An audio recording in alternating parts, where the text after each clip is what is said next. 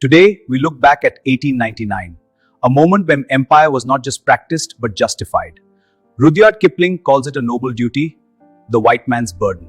But H.T. Johnson challenges it, exposing it as injustice in disguise, the black man's burden. Two voices from the past, one debate that still shapes our world. Tonight, they meet. You've read my poem, The White Man's Burden, I presume. I have. Hard to miss a call to rule the world dressed as a moral obligation.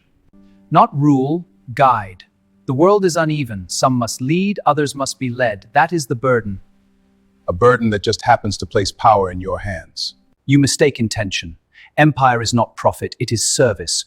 Roads, law, medicine, these are not chains. No, but they often come with them. Tell me, if this is service, why must it be forced? Why do your beneficiaries resist?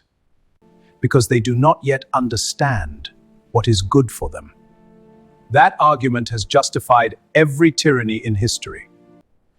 You urge America to civilize the Philippines. But what of America itself? What of the black man, lynched, segregated, silenced? That is a separate matter.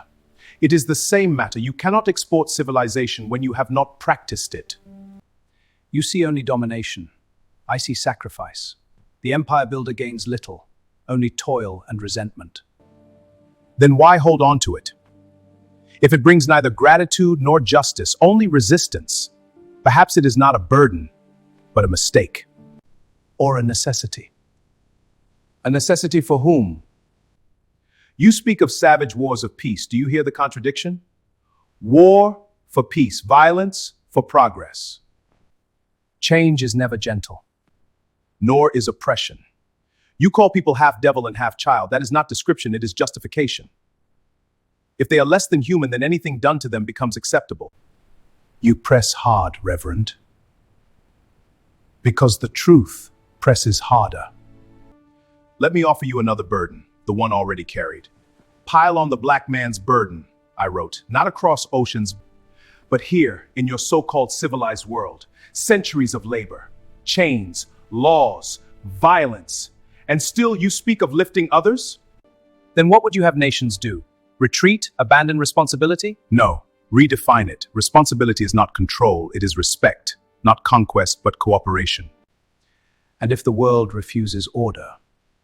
Then perhaps it is not order the world resists, but domination. One man defined empire as a moral duty. The other exposed it as a moral contradiction. Between them endures a question that remains unresolved. Can power ever be just when it is built on inequality? If you found this dialogue thought-provoking, don't forget to comment, subscribe, and share. Keep watching.